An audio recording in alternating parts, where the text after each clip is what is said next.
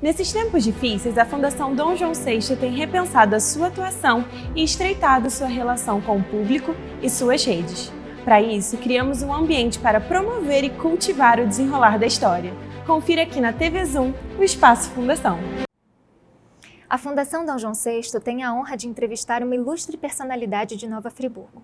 Versátil, ele transita em diferentes grupos e áreas do saber.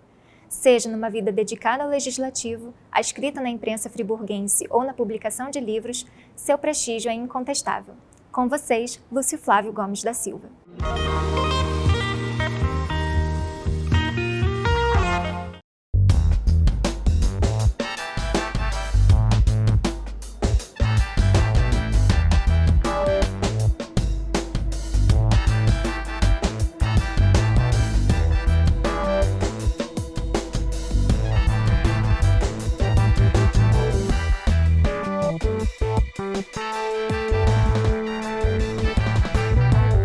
Lá, pode ir?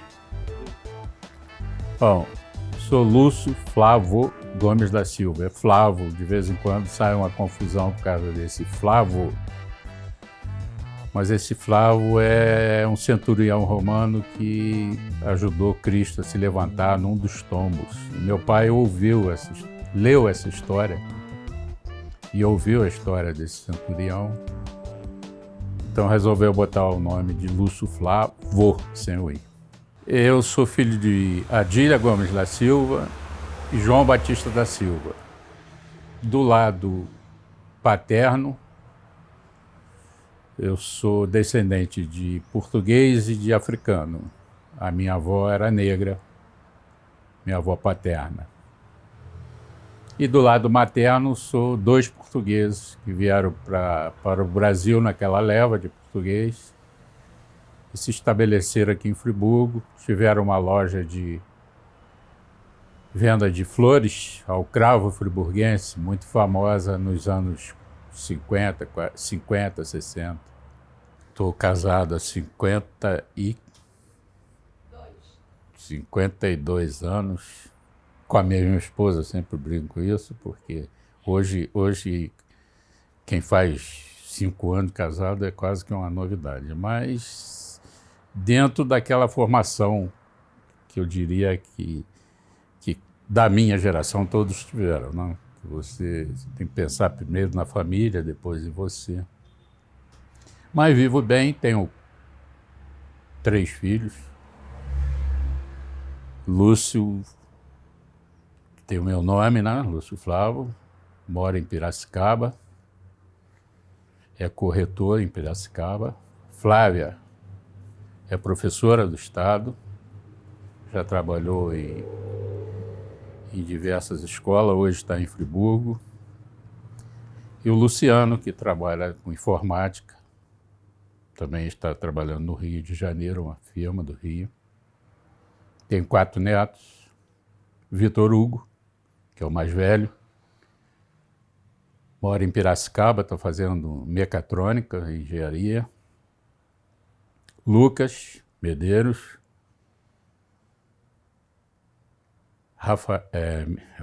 Miguel, Lucas é da Flávia, Lúcio, o Vitor é do Lucinho, e Miguel e Beatriz, que são os mais novos, do Luciano. Fui nascido e criado ali no Paissandu, estudei no Colégio Imaculada Conceição, que era da dona professora Susana Renenfelder. Depois fui ao Cefel, estudei 1 ano no Zé Clemente, em Niterói. No Rui Barbosa, Colégio Rui Barbosa, com o professor Humberto Eljaic. Terminei o científico no Colégio Cefel, voltei para o Cefel. E fiz faculdade, fiz UF, Faculdade de Direito. Você foi estudar e você escolheu Direito por quê? O direito, a minha vocação, meu sonho, não digo vocação, o meu sonho era fazer arquitetura. Eu tinha muito facilidade nas matérias de desenho e de matemática, mas não, meu pai não conseguiu me manter num colégio que me gabaritasse. Naquele tempo não tinha nem cursinho, né? Não tinha cursinho. Você saía do colégio e tinha que fazer vestibular, e eu não tinha condições nenhuma. E o direito foi quase que uma imposição dos amigos, principalmente esse que eu falei, que se formou comigo, Aureliano. Ele falou, não, vamos fazer prova. Aí ele arranjou um professor de português, esse professor deu aula para a gente, nós fizemos e fiz direito, mas nunca exercia o direito, não. O direito me ajudou a estender cargos na Câmara, né? Porque aí eu pude ser assessor jurídico da Câmara, não de vereador. Então, meu sonho era ter estudado na Anchieta. O meu pai não conseguiu bolsa e não conseguiu pagar que eu estudasse. Ele tinha estudado no CEFRO e o CEFRO me permitiu estudar lá com um abatimento. Então, mas eu cheguei até o professor Cato, que era um professor de desenho muito famoso em Friburgo, dava aula nos colégios todos de desenho. O professor Cato até conseguiu que eu assistisse a aula na Anchieta. Aí no terceiro científico, naquela época existia, mas eu assisti 2 aulas e não consegui assistir mais porque a distância do ensinamento do Anchieta para o CEFRO era enorme, né? Então eu não conseguia conseguia acompanhar a didática deles, o grau de conhecimento deles, que era muito mais adiantado que o CEFRO. Não estou condenando o CEFRO por isso, mas era a realidade. Trabalhei aos 14 anos, entrei na fábrica de renda, para o escritório da fábrica de renda. Trabalhei também no Rio de Janeiro e no escritório da CSN, da Companhia Siderúrgica Nacional. Voltei a Friburgo, ingressei na prefeitura em 61.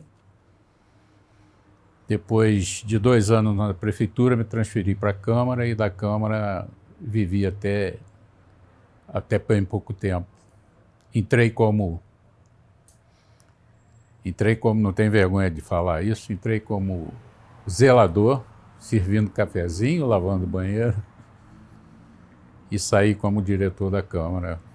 Também participei bastante e por muito tempo da imprensa friburguense. Primeiro por estar trabalhando na Câmara e sabendo um pouco da política friburguense, eu fui convidado primeiro por Reginaldo Miranda, que era diretor do Nova Friburgo, aquele jornal Nova Friburgo. Ele me convidou para ser responsável pela coluna política. Pouca gente sabia que quem fazia a coluna era eu, tendo em vista eu ser funcionário público, eu implicava numa certa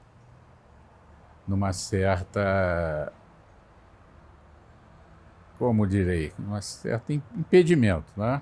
Eu poderia ser até proibido de se manifestar, mas eu assinava a coluna com um sobrenome italiano, romano. Então, depois assinei por algum tempo a coluna Pílulas, na Voz da Serra, que era uma linguicinha assim, que ficava na primeira página,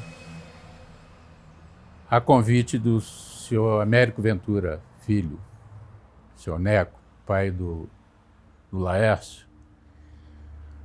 eu trabalhei com o seu Neco na prefeitura, com o seu Antônio, né, o seu Ventura. E ele me convidou, durante algum tempo eu escrevi. Depois, devido à minha grande amizade com o Laércio, que foi talvez o meu grande amigo da minha vida, na morte do pai, o Laércio era gerente da Sinimbu. E na impossibilidade, Laércio ficou quase que impossibilitado de manter o jornal, de dar continuidade ao jornal, porque as funções de gerente da Sinimbu o impediam de ficar à frente do jornal. Então, numa das conversas, ele manifestou o desejo de fechar o jornal, que ele não tinha como manter o jornal e para não perder a mística que o pai tinha trazido o jornal até aquela época, ele preferia fechar o jornal a vender o jornal ou passar o jornal para... E naquela época, quem estava à frente do jornal, na doença do seu Neco, do seu Ventura, quem ficou à frente do jornal foi o Paulo Santos, que também era impedido porque era funcionário do INSS. E quando o Laércio manifestou esse desejo de fechar o jornal, eu falei, não, você não vai fechar o jornal. Nós vamos tomar conta, que eu trabalhava só à tarde, a Câmara só iniciava o trabalho meio-dia. Então eu combinei com o Paulo, de manhã eu ficava no jornal e à tarde o Paulo ficava no jornal. Então ficamos na Voz da Serra, eu e o Paulo Santos, muito tempo. Nós pegamos o jornal A Voz da Serra, ele era o 6º colocado. Que o seu Ventura era um pouco, assim, retilíneo, ele não admitia nada diferente no jornal dele e sempre manteve o jornal sem vínculos políticos, estou dizendo políticos financeiros, mas ele sempre manteve o jornal numa linha que ele achava que era a linha partidária dele, que na época era o PSD. Então nós mantivemos o jornal. Eu falei, era o 6º colocado em Friburgo, tinham 6 jornais. Nós passamos o jornal primeiro para a Offset, depois fizemos jornal colorido e deixamos o jornal na liderança incontestável, Nova Friburgo. Eu sou um contador de casos até exagerado, né? Porque parece que eu sei das histórias de Friburgo todas, mas aqui eu me lembro bem do Galeria Bar, que era um bar que só servia café, que ficava ali no centro da praça, no edifício União, e era o ponto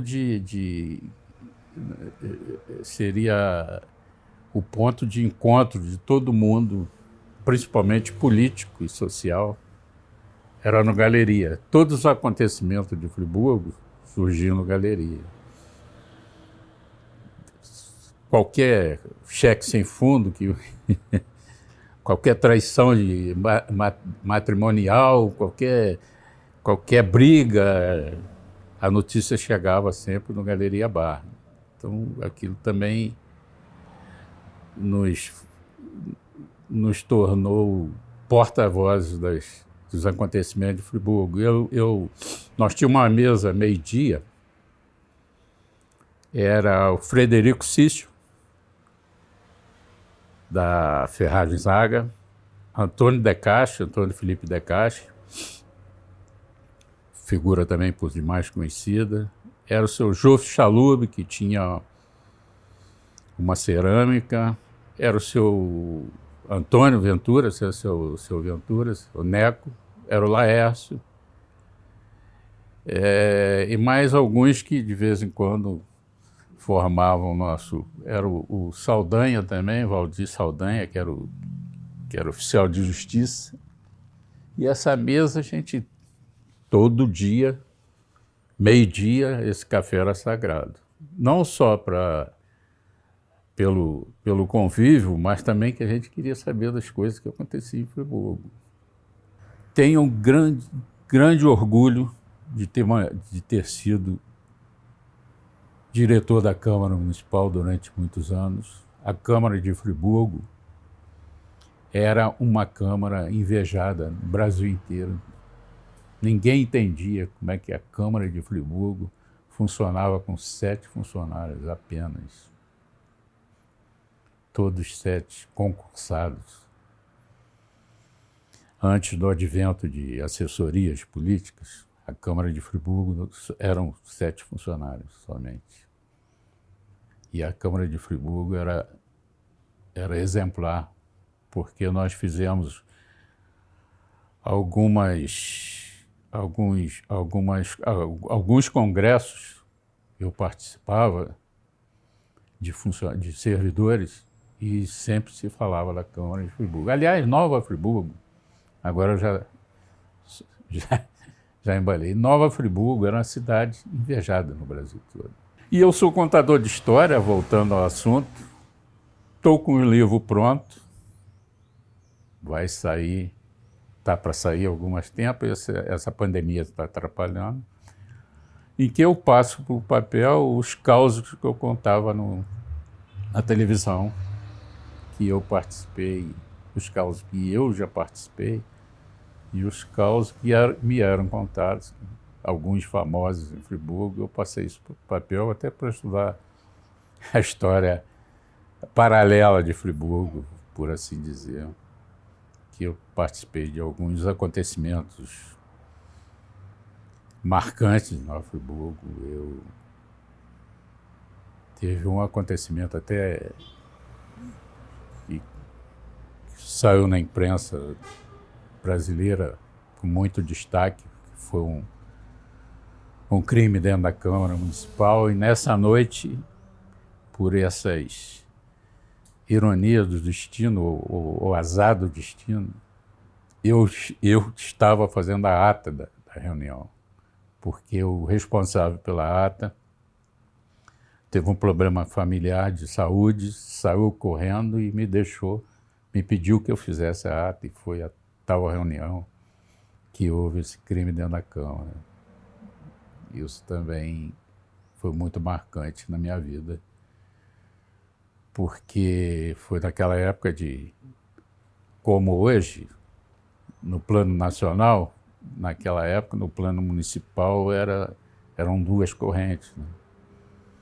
Era o PSD de um lado, o DN do outro, Amâncio, Heródoto, Feliciano, essas coisas todas, e também me marcou muito a minha história, porque eu fui responsável por fazer a ata. Você imagina a pressão que eu sofri dos 2 lados, né? E aí me valeu muito nessa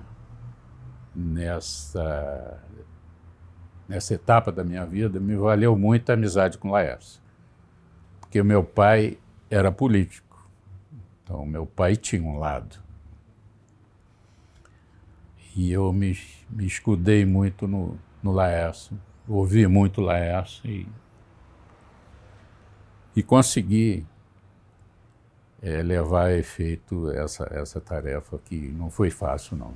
Eu sofri muita pressão, minha família nem sabe, mas eu fui até ameaçado, mas isso são coisas provincianas que eu consegui ultrapassar. Tanto que tem eu sempre falo que, mais recente, né, que quem era Heródoto falava que eu era Paulinho, e quem era Paulinho falava que eu era Heródoto. Então eu conseguia desagradar os 2 lados. Já estou antecipando até a matéria do livro. os vereadores aprovaram um voto de solidariedade ao Jango, que havia feito aquele célebre comício na Central do Brasil, dia 13 de maio. 13 de maio? Foi dia 13. Comício dia 13. E os vereadores aprovaram um voto de solidariedade, de apoio ao Jango. Agora, essa história é incrível mesmo. Parece história de mentiroso, né? Eles aprovaram, a Câmara mandou um envelope com o teor do voto, né? A assinatura dos vereadores. E o funcionário da Câmara endereçou ao senhor, excelentíssimo senhor presidente da República, João Goulart.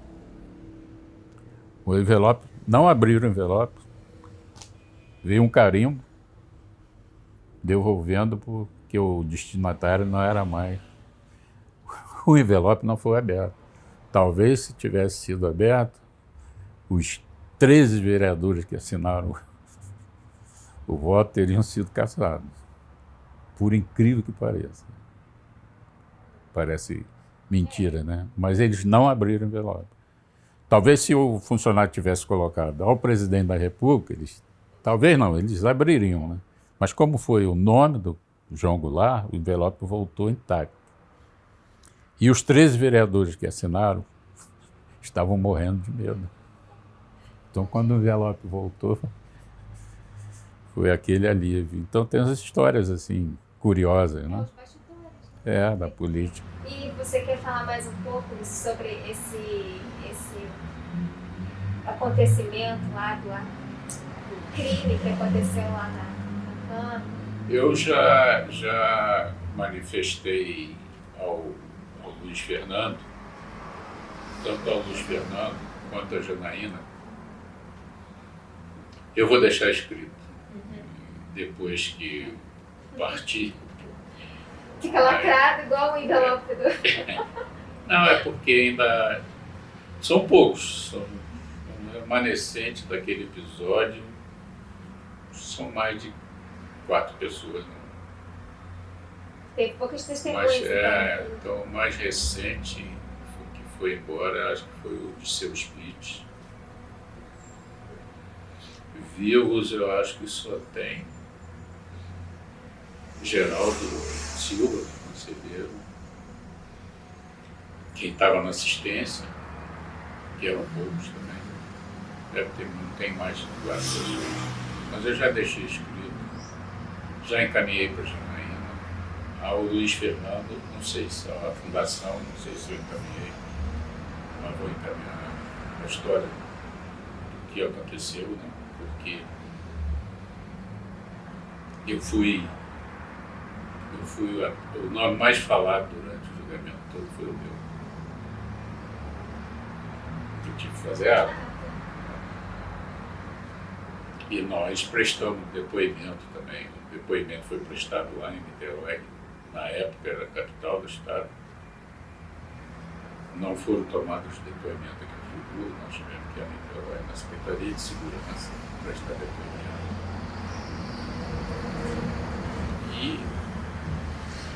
E esse fato não impediu de eu continuar tendo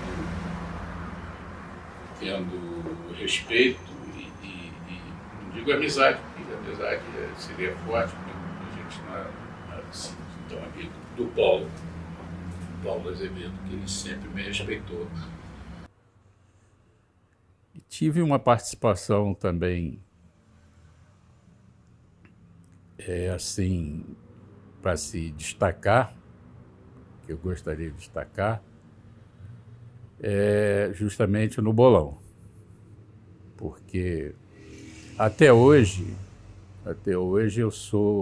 eu recebo correspondência, recebo amigos, recebo agora e-mails dessa amizade que foi feita no bolão. Eu fui, então, a Luxemburgo com essa equipe, para espanto do mundo todo, que nem sabia que no Brasil se jogava bolão. nós levamos uma equipe masculina e uma feminina. E a equipe feminina ficou em terceiro lugar. E foi assim, saiu das pistas aplaudida por todo o ginásio lá, porque eles nunca poderiam imaginar. E essa amizade feita no bolão, que o bolão era um esporte diferenciado. É claro que você joga para vencer, mas no bolão o resultado era o de menos. O importante era a amizade. E por 2 vezes eu fui de carro até Florianópolis com a minha família, uma vez que minha mãe me acompanhou, e fomos parando nessas... Porque o bolão é do Rio para baixo, são os estados que praticam o bolão. Eu fui daqui a Florianópolis e praticamente não gastei nenhum tostão em acomodação e alimentação, porque em cada lugar que a gente chegava havia até uma disputa para ver quem é que ia, com quem que o Lúcio ia ficar, com quem que a família do Lúcio ia ficar, com onde o Lúcio ia almoçar, quem que ia dar almoço para ele, quem que ia fazer o almoço. Então, esse esporte do bolão, infelizmente, declinou, como todos os esportes, né, principalmente esporte de quadra, mas me fez, assim, conhecer muita gente, ser conhecido. Meu neto brinca comigo até hoje, o Lucas. Ele sai comigo, eu ando com ele muito, que ele vive perto aqui. Ele vai contando quantos oi eu dou e quantas pessoas falam, oi Lúcio, oi Lúcio, oi Lúcio. Então, sou uma figurinha assim fácil, né? Não muito querida. Eu estou brincando, eu tenho muito carinho pelos meus amigos, muito carinho. Aqui essa foto é muito significativa, que está o meu irmão, Renato Henrique, médico, eu e ao fundo o meu pai, que foi presidente da Câmara. Esse aqui é o centro? O centro é o meu pai. E aqui, por fim, agora é o fim mesmo. Aqui é a minha querida vó, quando fez 80 anos,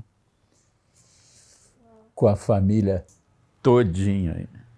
E é sua avó materna? Essa é a materna, essa é a portuguesinha, que era... Essa foto aqui foi feita onde? Essa foto foi feita ao lado da fábrica de renda, onde tinha uma vila de casas ali. Aparece o... Dá pra ver um pouco da renda, não aparece? Eu morei ali também 10 anos naquelas casas. E essa é a minha família. E você tá aqui nessa? Eu estou meio lá em cima, por trás de todo mundo, lá, de branco. Esse rapaz aqui? Bonitão, hein? Tinha cabelo e tudo. É uma família gigantesca. Gigantesca. Eu falei com você, né? Eram 6. E faltaram... Bacana que conseguiu reunir todo mundo aqui. Faltaram só uma que estava em trabalho de parto e 2 em Niterói que não conseguiram vir. E é isso, dona Vanessa. A minha vida, eu agradeço a vocês pela lembrança. Eu tinha muita vontade de deixar mesmo, até para os meus futuros bisnetos, um pouquinho da história da vida do avô e da família, que tem que se orgulhar muito dos portugueses, chegar aqui sem nada, sem estudo, sem dinheiro, sem amigos, e criaram a família Gomes, né? Eram 7 filhos, e do lado paterno da minha avó, do meu pai, dos meus tios, que também lutaram com essas dificuldades todas. E essa geração que vai vir daí para frente tem que saber um pouquinho dessa história, que as coisas eram muito difíceis. Eu dei o exemplo da bicicleta, dei o exemplo do colégio. Meu sonho era estudar na Anchieta, e também não consegui. Mas hoje posso e manter meus filhos estudaram na Anchieta, meus netos, se quiserem, poderão estudar na Anchieta. E naquela época não era fácil. Estamos aqui, nesse prédio, onde foi a Colégio Imaculada Conceição. Aqui embaixo tinha uma casa na frente e um barracão ali atrás do terreno. E a dona Suzana, a Nefelder, ela dava aula para primeira, segunda, terceira, quarta série, todo mundo junto, no mesmo espaço. Ela passava o caderno para um, lição para um, lição para o outro. Ainda estudei abaixo de régua na cabeça, se não respondesse certo. Ainda era aquela educação. Não peguei grão de milho, joelhar em grão de milho não, mas reguada a gente levava, se fizesse bagunça. E era justamente nesse prédio que hoje eu moro. Você vê como é que são as coisas da vida.